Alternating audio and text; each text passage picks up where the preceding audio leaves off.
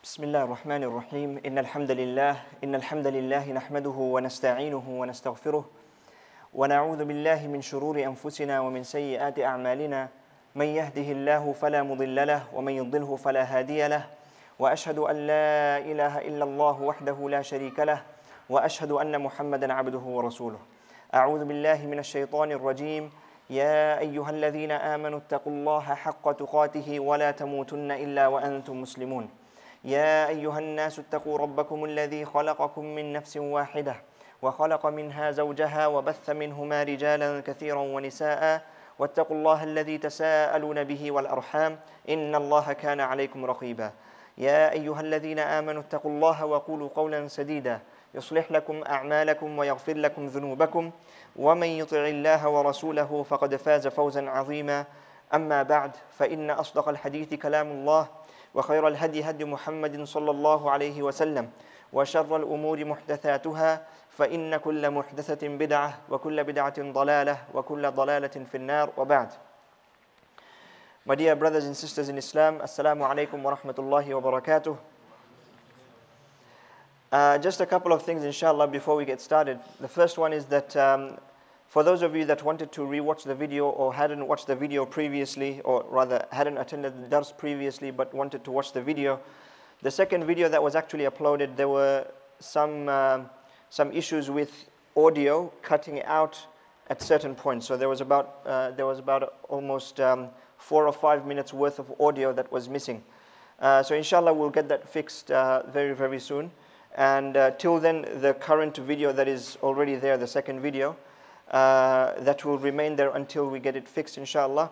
And then once the new video is up, inshallah, we will update you as well, and it will be updated on the channel as well. So just to let you know, for those of you that want to watch the video, or other people or your friends or family members might want to watch the video, inshallah, I have a YouTube channel which is basically my full name, Safdar, and the last name is Parkar. So if you just search that, or if you search Money Matters, you will get to my channel, inshallah, and you will find the videos up there. So if you subscribe to the channel, inshallah, you will get updates whenever the new videos are uploaded, inshallah. The second thing is, inshallah, right at the start, we will aim to do just a very short 1 or 2 minute quick recap or revision, and that will be in a way where I actually ask you questions, inshallah. So there's no punishment or consequences for getting the wrong answer. However, there is a prize of dollars, or what do you want to make it? No, I'm just kidding. So inshallah you'll get the reward from Allah Azza wa Jal. So it will be stored for you, inshallah. So again, for that we need to have sincerity, inshallah. So let's make our intention such that we're sincerely sitting here for the sake of Allah Azza wa Jal. So just if someone can just quickly give me a few of the features that we discussed of the Islamic financial or economic system, inshallah. Just a couple of features, even if you just give one each or something, that's fine. We don't have to go through all of them, just to recap, inshallah. So one feature? Based on taqwa. So as well as ethics and morals, it is also based on taqwa.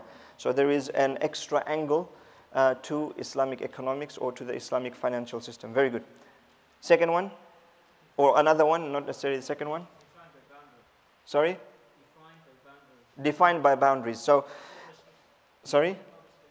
There is no restriction. So it's defined by perimeters rather than being defined by numbers.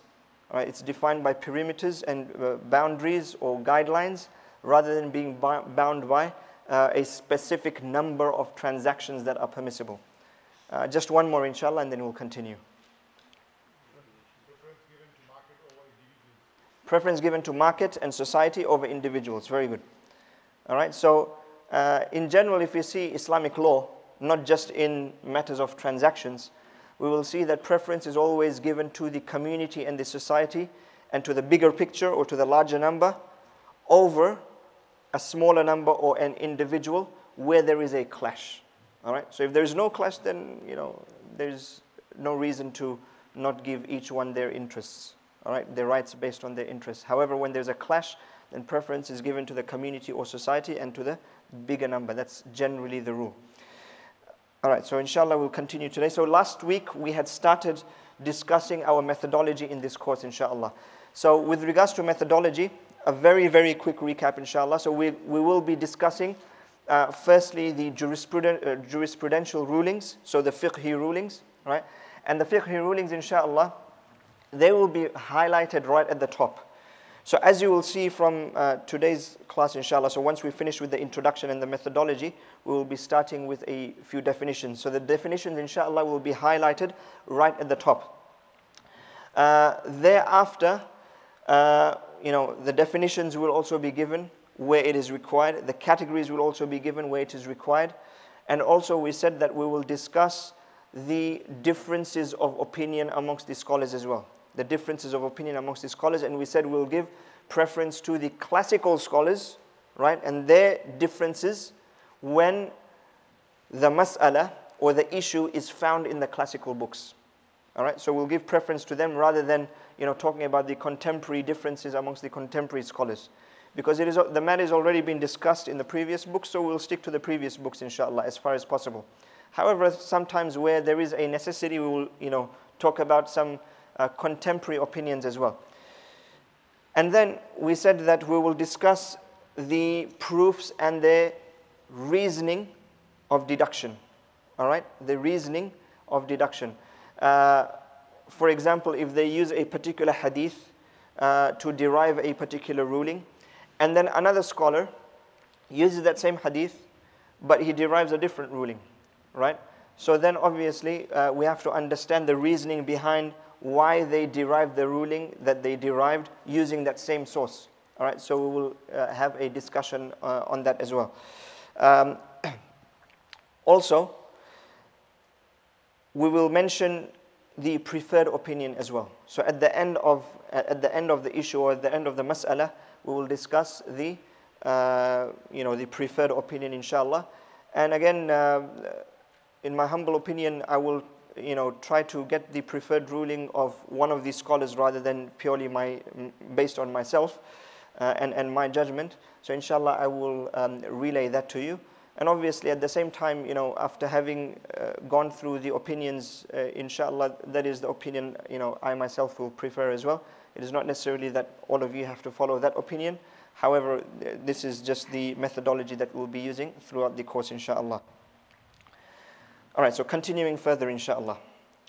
So the contemporary issues and the contemporary rulings. So we talked about the jurisprudential rulings, and we said that when we talk about the classical issues which are mentioned in the classical books, we will talk about it from the perspective of the classical differences as well, and we'll give that priority.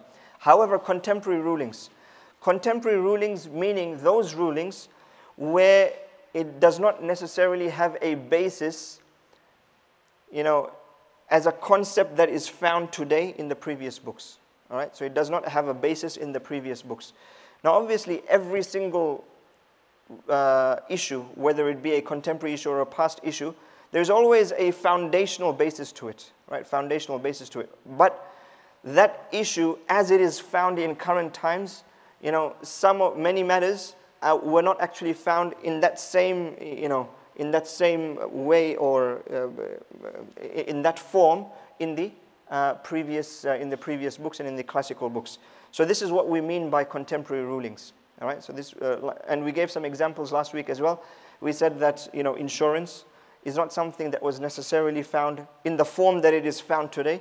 It wasn't found in the previous books. So previous scholars obviously did not discuss it. So we won't find any differences of opinion amongst the previous and the classical scholars. So the only opinions we will find are the more contemporary scholars and the more recent scholars.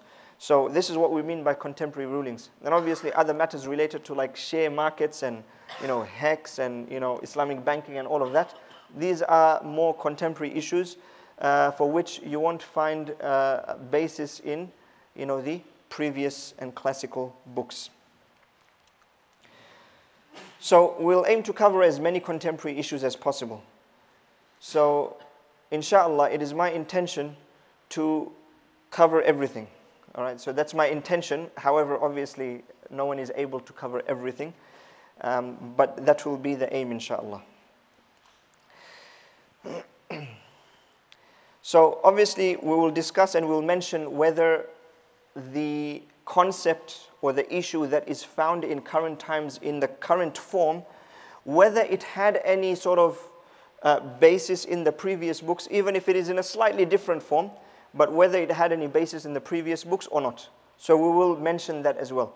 So we will say, for example, insurance, it was referred to with another word in the previous books, which was something similar but not exactly the same. So we'll mention something along those lines, but obviously in more detail.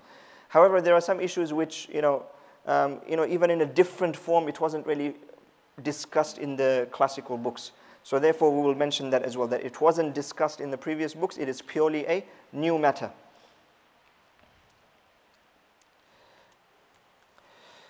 And as we said, with jurisprudential rulings, we'll mention them in a systematic manner. So we'll have the main title, the primary heading, and under the primary heading, we'll have subheadings and then branches and then, other, subtopics which will be discussed under that, inshallah.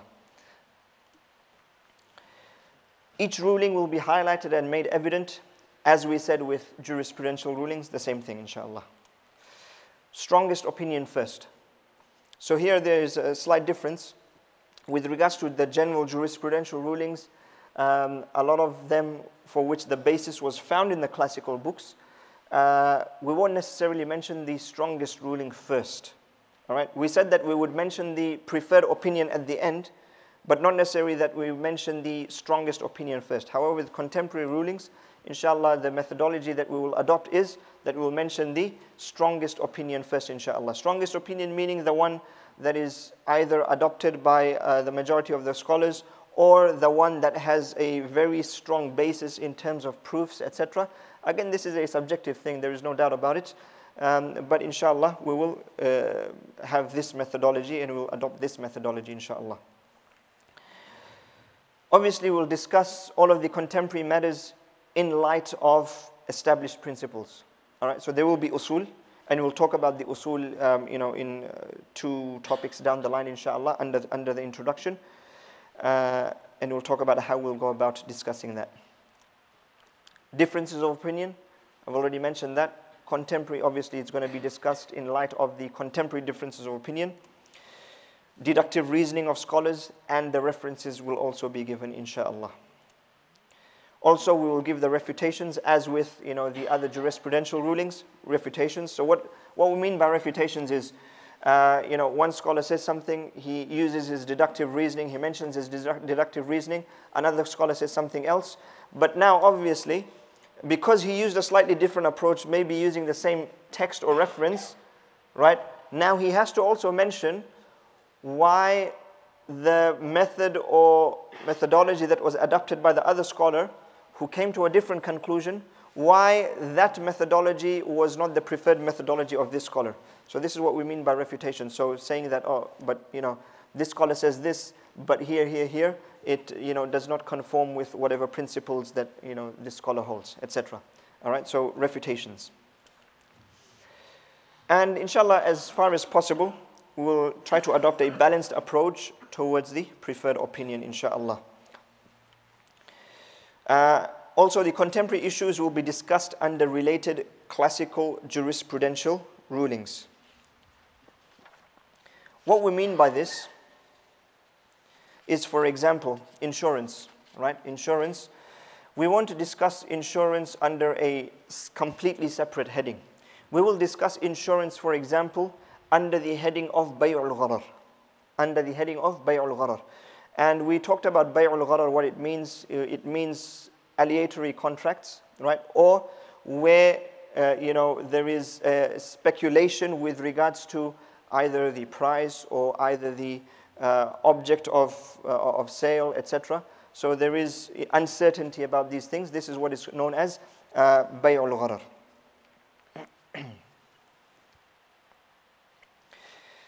The reason why we'll be discussing contemporary issues under one of the classical headings, right, is because it makes sense to do so. So we don't want to. So we want to like have a a picture in our minds and a map in our minds that, okay, what does this contemporary ruling fall under? What main heading does it fall under? So even though it's a new concept, but what main heading or principle does it fall under? So inshallah, in our minds, we can understand, even when we talk about it, we will know the basis of that contemporary ruling. For example, if you want to talk about insurance. Now, for a person who doesn't really know much about insurance and you want to explain it to them, then you will explain it from the perspective of bay'ul gharar. But you'll only understand that if you have a map in your mind.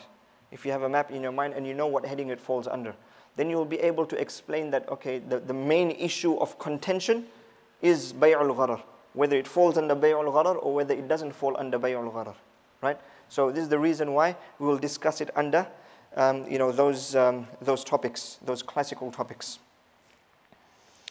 Also, another reason why we'll do this is because many contemporary issues have new modern names, but many of them can be traced back to classical terms, and so it makes sense to group them together. Again, the example is bay'ul gharar and insurance.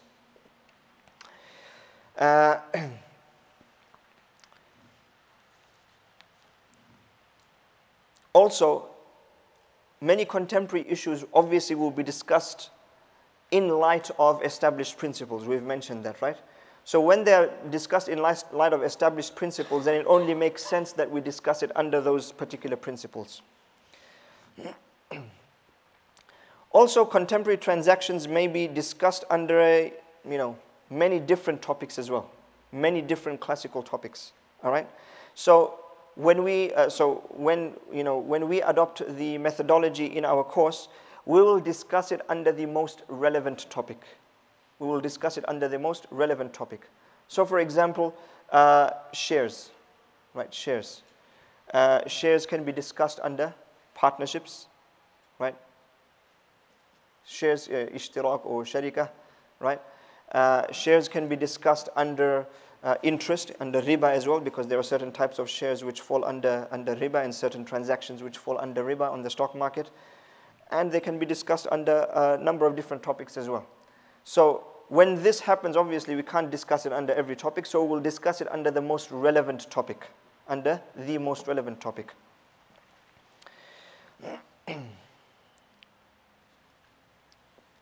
Right, so this is, inshallah, the methodology that we'll adopt with regards to the contemporary rulings. Now, attention to ahadith. All right, so attention to ahadith. Obviously, in this course, we'll be referring a lot to different ahadith, a lot. All right. So as I've mentioned at the start when we were introducing this course, we said that this course is going to be a detailed course, inshallah, and it is going to be an intermediate to advanced level course. All right. So although it is not going to be in Arabic, it's going to be in English. However, there are many terms which we will be mentioning which are Arabic terms, because essentially that's where our knowledge and all of the principles, etc., come from. So we'll be discussing that, but also we'll be giving the translation and we'll be discussing the definitions, etc., through the English language.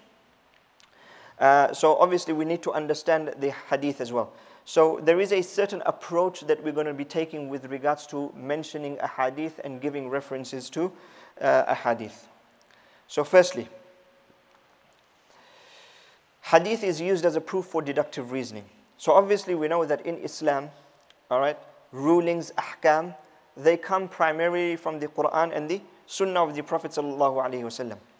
So naturally a hadith will be used a lot in the reasoning of the different scholars. So we'll be making references to primary books of ahadith. What do we mean by this? Now you may know that there are some primary references and then there are some secondary references. What do we mean by secondary references? Meaning that originally a chain of narration, right? Originally a chain of narration, which obviously starts from the, whichever way you want to look at it. So if you want to look at it from the Prophet ﷺ side, then it starts from the Prophet ﷺ. If you want to look at it from the other side, then it ends at, say, at Imam Bukhari rahimahullah, for example, right? Or Imam Muslim rahimahullah. So wherever the chain ends, all right, wherever the chain ends, the final narrator of the hadith, who, at the end compiles those hadith into his book, right? That is known as a primary reference of hadith. That is known as the primary reference. All right, then there are secondary references like, for example, Al-Arba'in al-Nawawiyah or Riyadh al-Salihin. These are not primary references, these are secondary references. Why? Because in these references, in these books rather, Riyadh al-Salihin, if you open it up, if you read a hadith, first of all, it won't have a chain of narration, right? That's number one. Number two, where would that chain of narration essentially end? So, what references do they give? They give the references of Rawah al-Bukhari, Rawah Muslim, Rawah Tirmidhi, Muttafaqun alayh, right? Rawah Abu Dawud, Rawah al-Nasa'i, and so on and so forth, right? So, these are the primary references. Al-Nasa'i, Sunan al-Nasa'i, all right? Jami' al-Tirmidhi, Sahih Muslim, or Sahih al-Bukhari, right? So, all of these are primary references of hadith. And books like Riyadh al-Salihin and Al-Arba'in al-Nawawiyah and many books that we find today, these are secondary references of hadith. So we'll be referring to the primary book. So we won't say that, oh, this is found in Riyadh al-Salihin. No. We'll either say it's found in Bukhari, Muslim, or Abu Dawud, Tirmidhi, or Ibn Hibban, or whatever it is. Next one.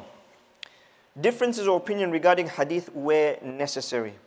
Now I'll make a disclaimer here that I'm no expert in the field of hadith, right? Obviously, I mean, when we studied hadith, all right? So we studied at a basic level where it is required for the student of knowledge. So we studied that, alhamdulillah. However, I'm no reference in the field of hadith and nowhere near an expert in the field of hadith. So I'll make that very, very clear. So when we actually discuss hadith, or when hadith is actually discussed in light of the different rulings, etc., then for myself personally, it doesn't make too much sense to discuss it in too much technical detail. Firstly, it doesn't make sense for myself, and then secondly, for me to even relay that to you, it doesn't make much sense. So we will just talk on a more basic level rather than at an advanced level when we actually discuss hadith. So where it is actually necessary to discuss the differences of opinion with regards to hadith. So for example, a hadith, right? One scholar didn't take the proof from that hadith because he didn't consider it to be authentic. Maybe another scholar considered it to be authentic, and so on and so forth. Or there might be some other reason why the scholar didn't deduce a ruling from that hadith or didn't use it as a proof. All right. So where it is necessary, I will discuss that and I will mention it, inshallah. But where it is not necessary, where I feel it will become too technical, firstly for myself and then for the rest of you as well, there I will, just leave all of that out. So I don't want to make it, too complicated, inshallah. So this is with regards to hadith. Now the final topic under the introduction is the fundamental principles and concepts. Fundamental principles and concepts. Now this is very, very important. This is very, very important. Now, every ruling has a basis from, number one, Quran and the hadith of the Prophet ﷺ, from texts, all right, whether it's explicit connection or whether it's an implicit connection, all right, whether it's an explicit connection or implicit connection. For example, riba, there's an explicit connection, right? There's an explicit connection with Quran and hadith because Quran tells us very clearly that riba is haram and the hadith tell us very clearly that riba is impermissible, right? So there's a direct connection. However, there are other things where it's not directly mentioned that, okay, insurance is haram, because ta'meen, that word is something contemporary, something new, right? In Arabic you say ta'meen. Now, ta'meen, you won't find that word in the hadith, right? But obviously there is a basis somewhere, right? There is a basis somewhere with another word or with another concept which is related to that. So implicit connection. So there are sometimes implicit connections as well. So obviously it is important for us to understand these fundamental principles so that we can understand, the rest of the rulings which fall under that heading, inshallah. So important principles mentioned before the issues. I think this will make it very easy for the majority of us, inshallah. Mentioning the principles right at the start of the chapter or right at the start of the topic. All right? So when that happens, then we already have a map or the starting point of that map in our minds, inshallah, and then we can build up from there. So obviously when this happens, when we mention the concepts first, when we mention the fundamental principles first, then it is easier to understand the concepts thereafter, inshallah. So transfer of wealth. So we'll give an example here, inshallah. Transfer of wealth. So now when we talk about the transfer of wealth, we can actually categorize it into different categories. Number one, we can say if it is with the intention of transfer of ownership, all right, with the intention of transfer of ownership, then it will have, again, under it, in exchange for something, in exchange for a price. Then it is what is it? So transfer of ownership. So a person intends to first transfer wealth, right? And with that, he has the intention of transferring ownership. And there is an intention also of receiving something in exchange for it. Sale, yeah. A basic sale transaction, all right? You sell me something, and I buy it with a price. All right, I give you some money for it. All right, a simple sale transaction. All right, this is number one. Second one, again, still under the heading of, if it is with the intention of transferring ownership, then if it is without an exchange, then it is a gift. If it is without an exchange, then it is a gift. So again, I give you something, I want you to have it, it's yours, right? And also it's a transfer of wealth, but I don't want anything in return for it. Obviously it's a gift. Very simple to understand. Next one, expectation of returning an equal or similar. Trade. Barter trade. Wouldn't that be fall under the first one? So in exchange for something. Barter is exchange for something. In barter, you're not receiving some price, but you're getting, I'm giving you a bottle and you're giving me something else. Yeah, same thing. Same thing. So you're still receiving something in exchange for it, right? Loan. Very good, loan. Right? It's a loan.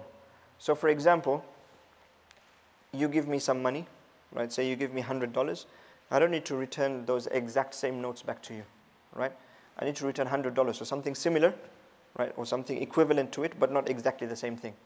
So I return a different $100 to you tomorrow, right? So this is called a loan. So it is something still different to a sale, which falls under the first heading. So make sense so far?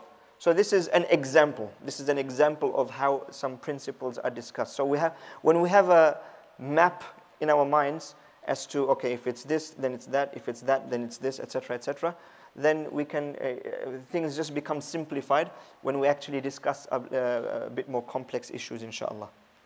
All right, the next one.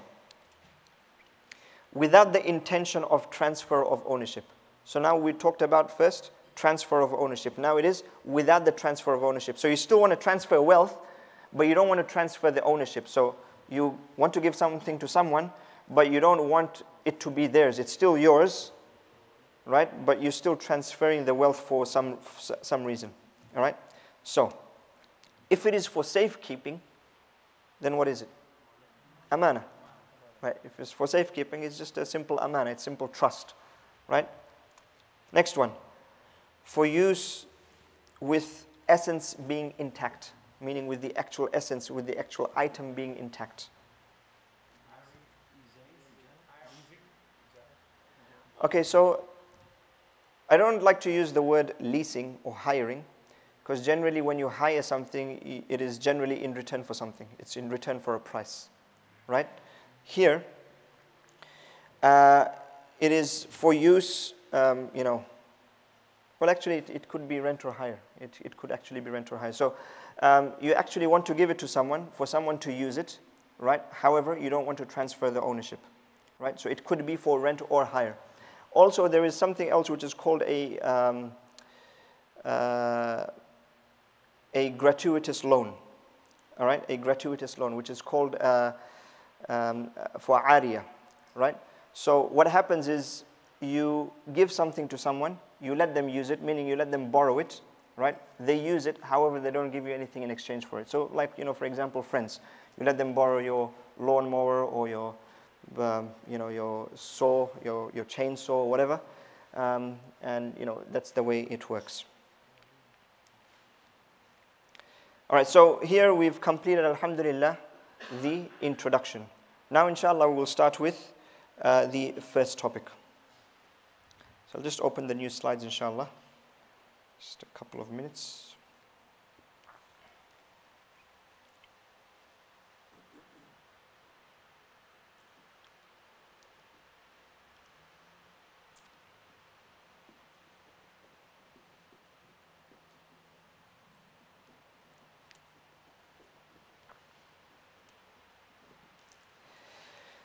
All right, so the first topic, inshallah, after the introduction that we will be discussing, and obviously this will take quite a long time because there are many issues and chapters and topics which actually fall under this primary topic.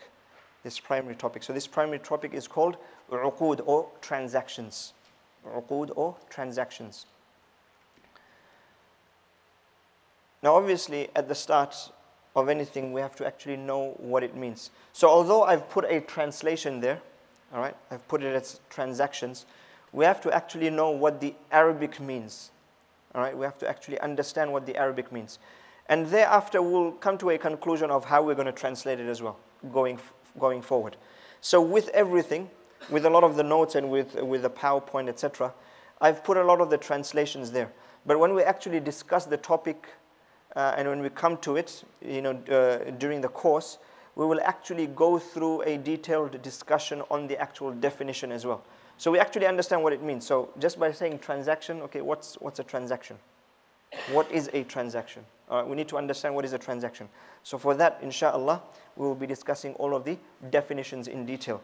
And we'll be starting off from today. So the first one is uqud. So aqd has two definitions. Aqd has two definitions. One of them is the general definition. The first one is the general definition. Now, obviously, as you can see, you probably guessed where we're going. So there's a general definition and then there's a specific definition.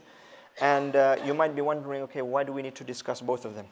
Why don't we just get to the technical definition and khalas, let's go on.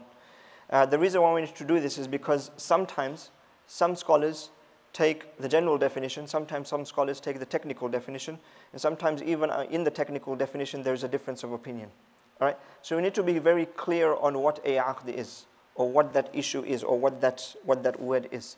So when we understand what that word is, then it just makes it very simple after that. So at the start, it might be a lot of information that we're putting into our minds, but inshallah, as I mentioned, we'll do it very, very systematically. So after we go through, the differences of opinion and so on and so forth, and the different definitions that different scholars give, at the end we will say that, okay, going forward, this is how we're going to define it. All right, going forward, this is how we're going to define it. So it becomes very simple, inshallah.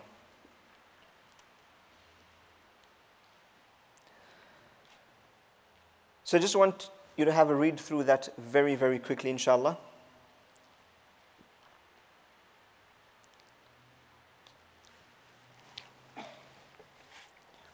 All right.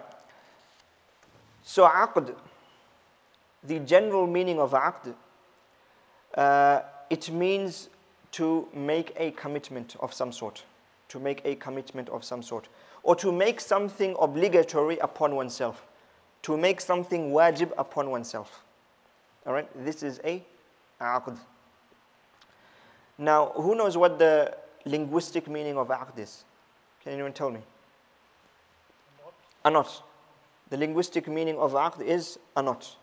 So obviously the technical definition somewhat comes from it as well. And we'll talk about that, just further down the line very quickly, inshallah. So anyway, this is the first technical definition, but this is the general technical definition. There is a specific technical definition as well. So the general technical definition is any commitment that one makes. All right? So generally when someone gets married, all right, what is the phrase they use? Huh? Aqdun nikah. But in English, what do they say? Tie the knot. Right? Tie the knot. Meaning, what does it mean? What does tie the knot mean? Huh? Tie the knot. The knot. Yeah. So if I ask you, for example, when are you tying the knot?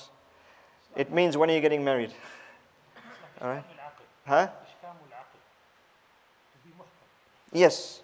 So how would you describe that in English? Yeah, exactly. Very good. To make a commitment. All right? Tie the knot means to make a commitment to someone. Yep. All right? To make a commitment. And this is what the definition means, basically. This is the general definition. To make a commitment. The reason why I was giving you that example is so that you can understand how, in the Arabic language also it means pretty much the same thing as well. All right, so to make a commitment. This is what it means. So now this commitment can be in lieu of something in exchange that you get, something that you get in compensation. So it can be a two-way commitment, or it can even be a one-way commitment. This is the general definition. So what are some examples of two-way commitments? One example of a two-way commitment is a simple sale transaction, right? Aqdun nikah, marriage, is a simple two-way commitment. Okay, what is a one-way commitment? It's given there.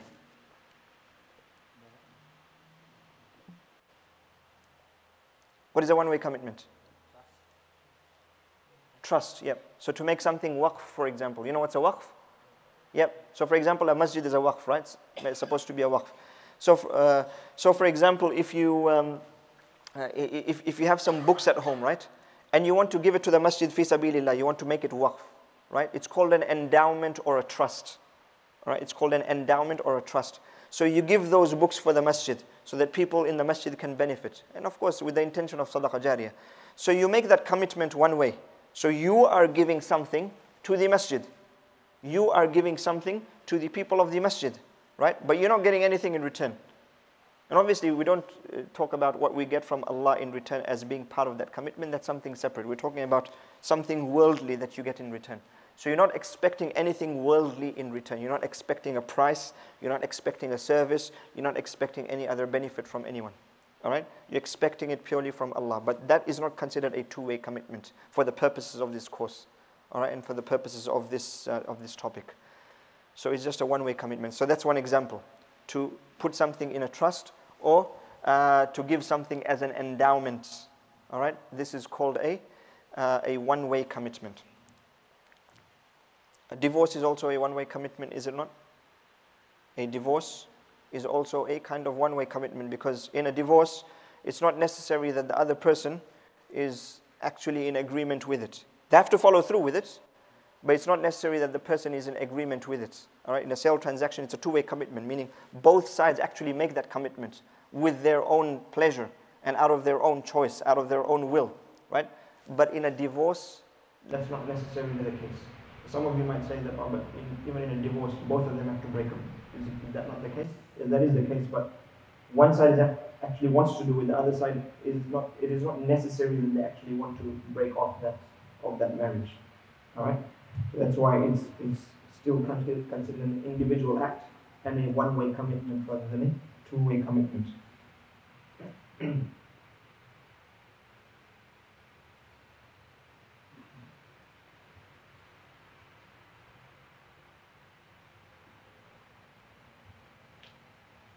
All right, so again, the general aqd, we have given these examples.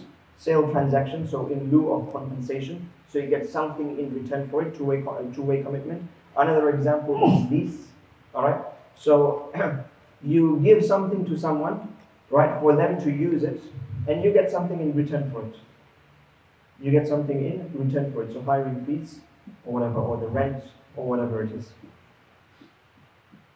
All right. When it's an individual commitment, then for example, endowments, all right?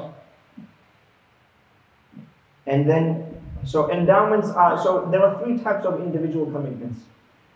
One of the types of individual commitments is where it is to initiate a haqq. It is to initiate a right. All right, to initiate a right. And endowments is falls under that category. So you're initiating a right for the masjid or for the people of the masjid.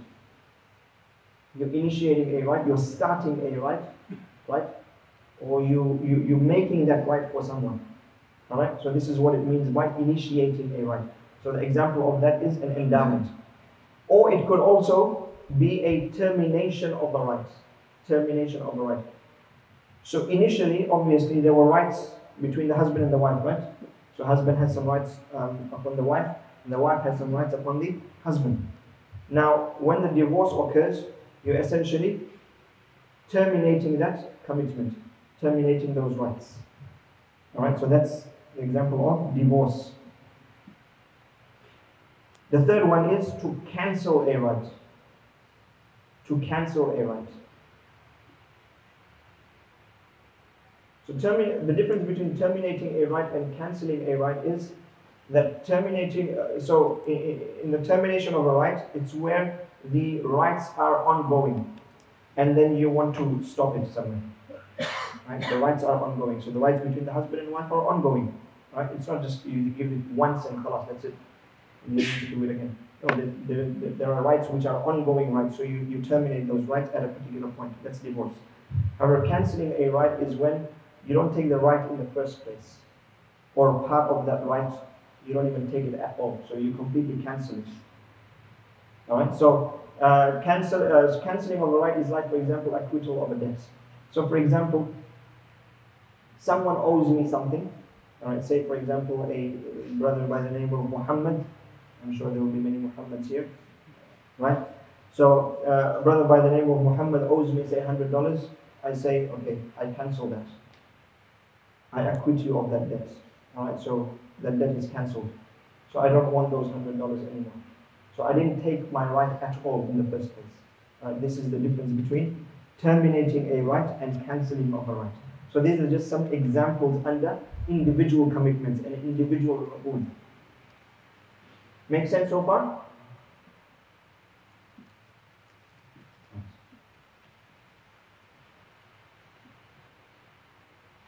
Specific types of aqd. So what is the specific aqd? So who can take a guess what's a specific aqd? So we mentioned the general aqd. What is the specific aqd? Who can take a guess? It's very simple, actually. So be a bit more specific. Money related? So everything here is money related? I mean, it has dollar value. No. No, there is. No. It's There very is. simple. It's much more simple than that. There is ما يسمى يعني عقار أو منقول, property or something like money value. No. So, huh? Sorry? No. Huh? So, aqd is actually a contract. Marriage contract? Like a No. specific? Alright, so the specific type of aqd, I think that's enough. Guessing, right? So, you don't want to be going on forever, inshallah. So, I'll take you out of your misery. So, the specific type of aqd is that which is from two sides. So, we said the general aqd is what? It can either be one-sided or two-sided. Remember? A one-sided commitment. So we said that it is just a commitment, general commitment. So a commitment which is either one-sided or two-sided. It can be either of those. The specific type of aqd is that commitment which is from both sides. Alright? So it was much simpler than what you guys were mentioning. You guys were going into a bit more detail, but it's much more simpler. So inshallah, hopefully you remember this. That aqd is something which is from both sides. That's the specific meaning of aqd. Something which is from two sides. So if you have a look at the meaning which is coming up on the screen, the specific meaning of aqd refers to binding together. Right? So when you bind something, what happens? There's two things that are binding, right? Generally speaking. Meaning the binding of an offer and an acceptance. An ijab and a qubul. An ijab and a qubul. You've probably heard of these two words. Many of you might have heard of these two words a lot. Right, so ijab and qubul also takes place in a marriage. But in this course, we're not going to be talking about marriage, unfortunately, right? Anyway, so in ijab ila qabul. So ijab ila qabul also applies to money transactions as well, financial transactions, right? So in summary, at the end of this definition, we find that this means that a aqd only occurs when it is from two sides, unlike the general meaning. So this is the specific meaning, two-sided. Just one clarification. So it can be more than two, right? It can be, yeah, it can be more than two, yeah.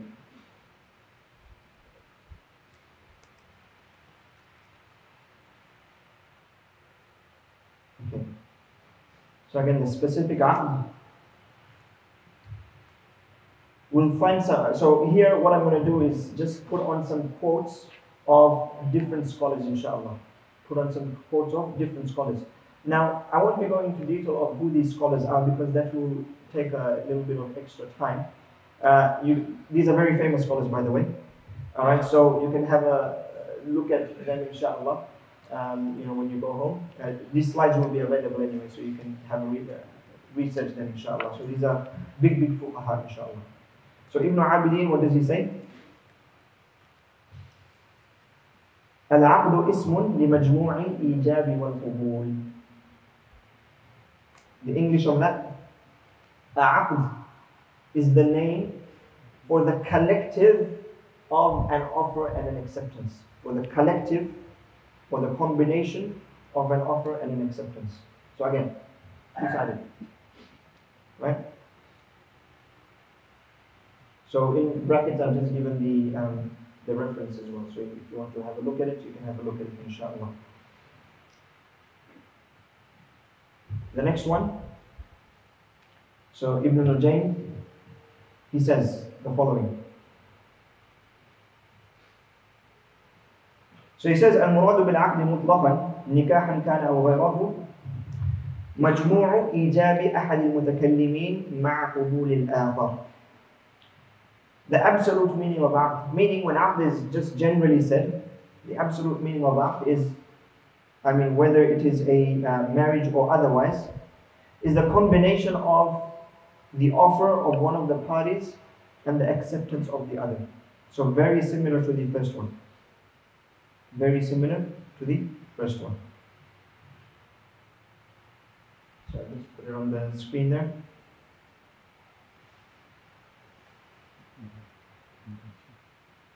Alright, so this is from Al-Bahr al-Ghaib.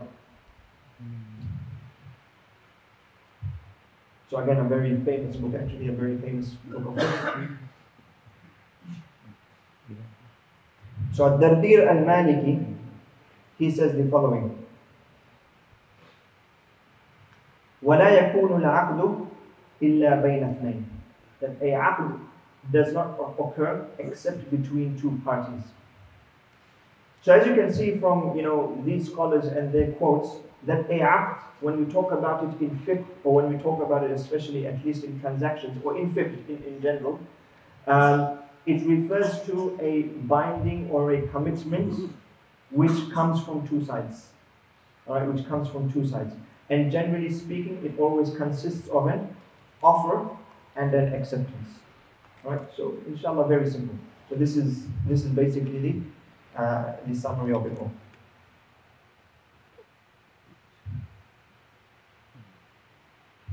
Right, so this is in Ash-Sharh al-Saghir.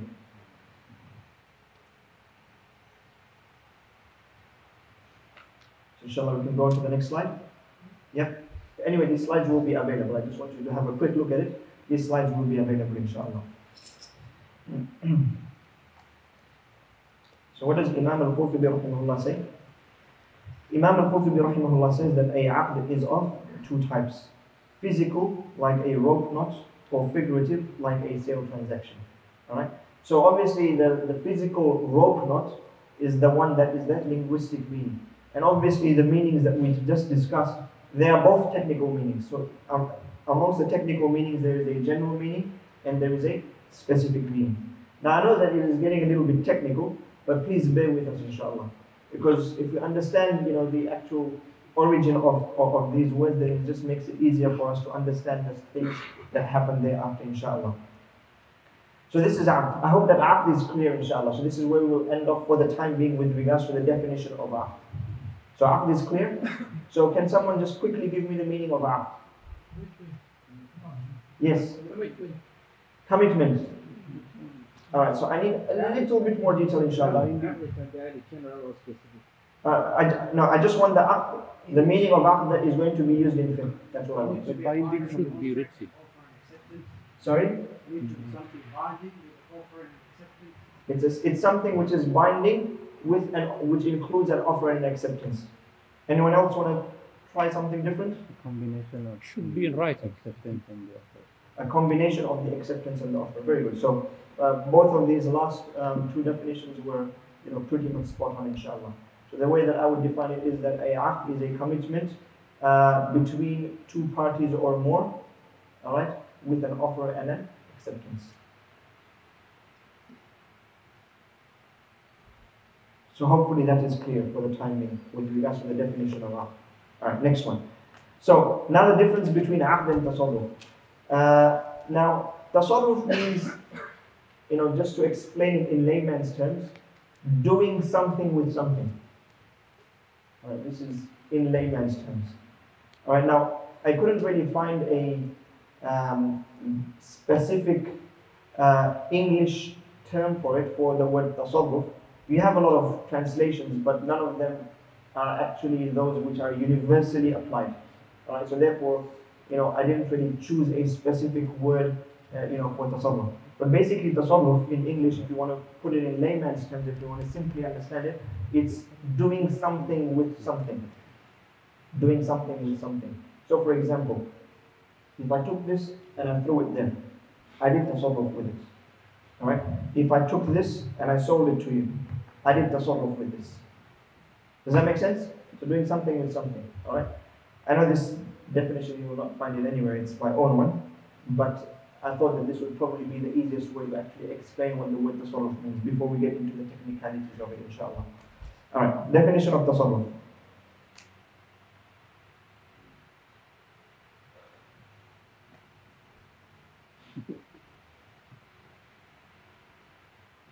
Some reason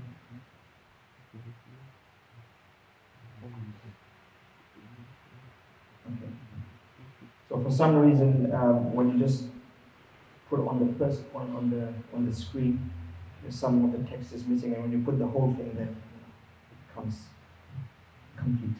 Alright, so anyway, tasarruf is not actually defined in the previous books. Alright, it's not actually defined in the previous book. So these definitions that you will find on the screen, these are by contemporary scholars. Alright, I mentioned the scholars' names, inshallah, and I've mentioned the books that they've actually put those definitions in as well. So I'll just read the definitions very quickly. Alright, so we don't need to go into the detail of the books and the author. It's not that important. If you want to look at who these authors are, inshallah, you can go and have a look at it. But both of them are Misri scholars, Egyptian scholars. Alright, the first definition: that which is initiated by an individual who has reached the stage of tamyiz, meaning understanding or cognition. Does everyone understand what tamyiz means? Tamyiz, sin tamyiz, or has reached the stage of understanding. I haven't written the age of understanding, I have written the stage of understanding. Alright?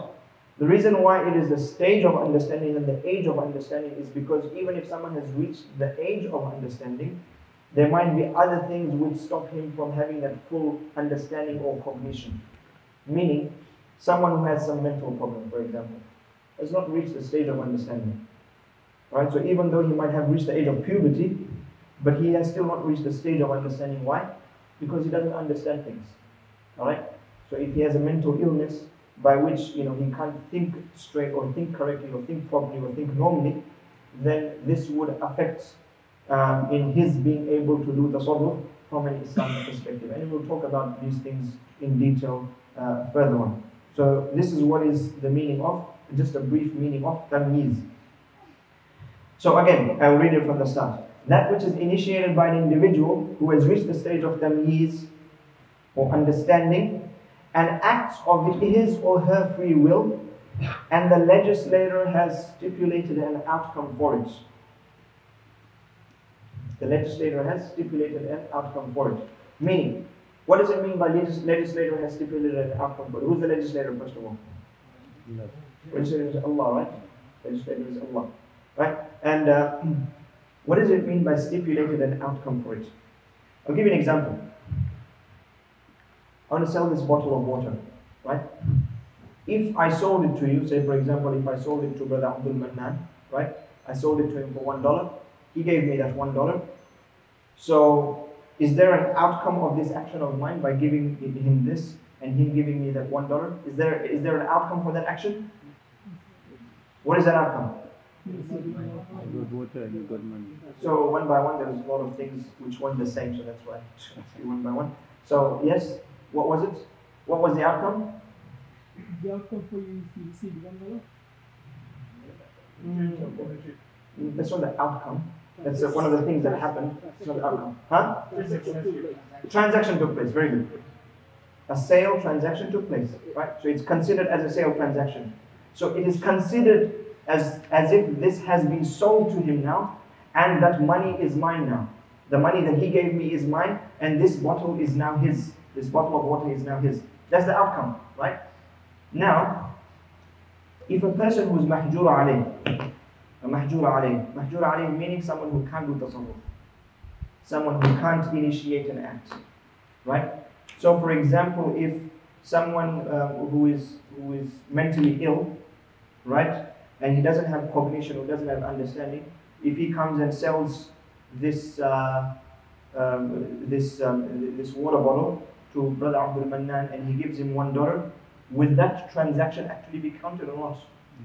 It will not be counted. And obviously, there are a lot of wisdoms behind this, by the way. For example, if tomorrow, right, your son, say, for example, learns how to drive, or for example, your son, takes your expensive $2,000-3,000 laptop, and he goes to someone, all right, some stranger, and he says, "You can have this for $1," and that guy gives him $1. All right, that guy gives your child $1. So obviously, if that transaction were to be accepted from an Islamic perspective or from a legal point of view, then it would be very, very problematic, right? As you can understand. So there are certain cases where the transaction won't actually take place. So meaning, tasawwuf won't take place. This is the reason why tasawwuf is defined in this way. We'll just wait for that definition, inshallah. All right. So does that make sense? Does the first definition make sense, inshallah? Yep. Okay, the second one. So again, I'll just read the definition only. So an action which is initiated by the individual who has reached the stage of cognition, and the legislator has stipulated an outcome for the action, be it in favor of the individual or not. Be it in favor of the individual or not. So, what does this mean? Now, the difference between the previous definition and this one, by the way, if you notice, in the first one, free will is mentioned, and the second one, free will is not mentioned. So if someone does something even out of free will, meaning not out of free will, in many cases it still has an outcome from an Islamic perspective. Who can give me an example? Sorry?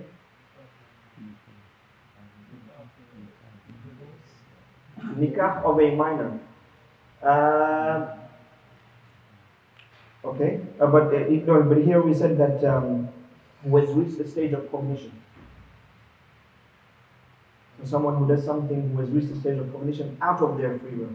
So it is not because through their free will. Huh? I would still argue that it's out of free will. So, it's still out of free will. So I'm saying it is not out of free will. Something which is not out of free will, but it still has an outcome. Theft. Sorry? Theft. I will robbery. It's not out of, that is still out of free will. Someone robs on purpose, right? Yeah. So you're selling your house because you can't afford it. You can't afford the mortgage. you said it's still out of free will.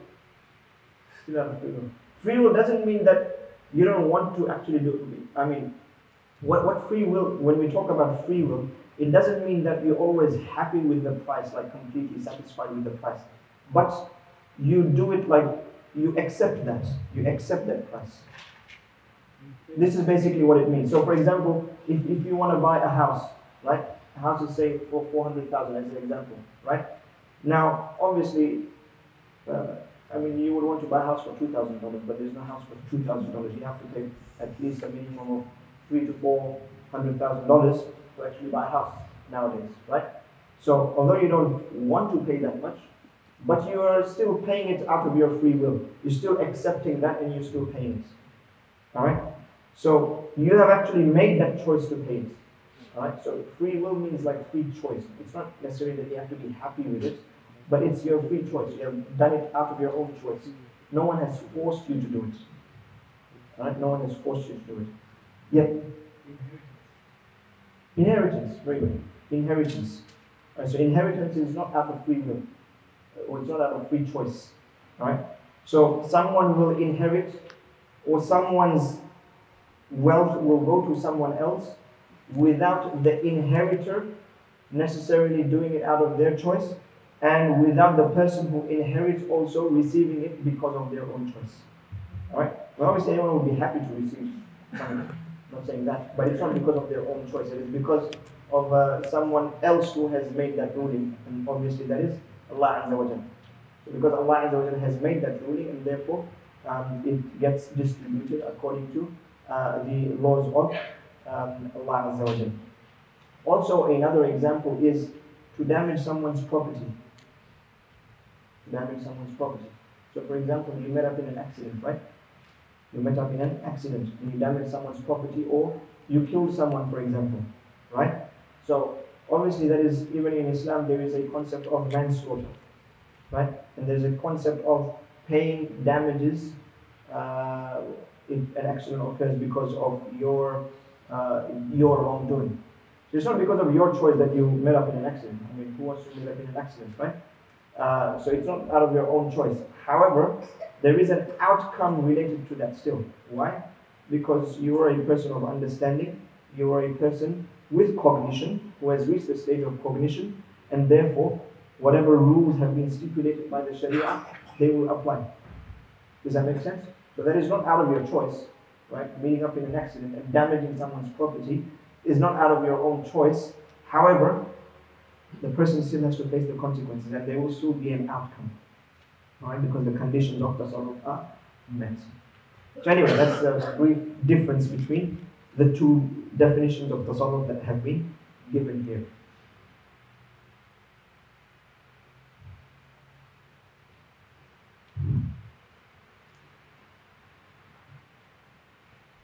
So the difference between tasawwuf and aql.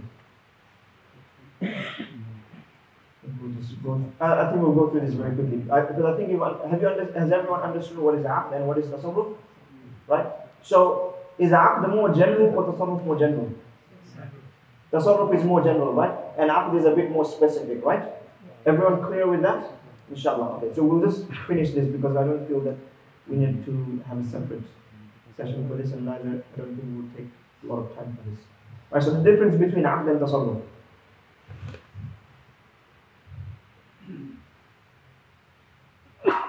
So if we take the general meaning of aql, which refers to one-sided commitment. So the general meaning was one-sided commitments, right? Remember? Specific meaning was two-sided commitments. Very good. So even if we take the general meaning of aql, which is referred to as one-sided commitments, and the two-sided commitments, then there are two opinions. The first opinion is that there is no difference between tasawwuf and aql. But obviously this is not the preferred opinion. The next one is that there is a difference between the two, and that tasawwuf is more general than aql. Tasawwuf is more general than aql. And this is due to actions like confessions. You know what's a confession, right? Denials, you deny something that I didn't do it. Oaths, right? You take an oath, you take a promise or oath, right? Murder and damaging another's property are considered tasawwuf. The example that we just gave now. So these are all considered tasarruf. But are they aqd? No, they are not aqd. Why aren't they aqd? Because there is no commitment. There's no commitment, right? There's no commitment. So even with one-sided commitments, there is still a commitment. But in tasarruf, it's not always the case that there will be a commitment. Alright? In many cases, there will be a commitment. But in some cases, like for example, these examples that are in front of you, there is actually no commitment. So it is not out of one's choice per se. Alright? So therefore, they are not considered as a aqd, but they are still considered as tasarruf. So these are considered tasarruf under its linguistic and technical meanings, and they do not fall even under the general meaning of aqd. So we find that all types of aqd fall under the definition of tasarruf. However, not all tasarruf falls under the definition of aqd, which means that tasarruf is more general than aqd. It has a more broader umbrella than the aqd. Clear, inshallah? So I think we'll pause here for today. So we'll just have one quick question related to what we've discussed, inshallah. If there's any clarification that is required.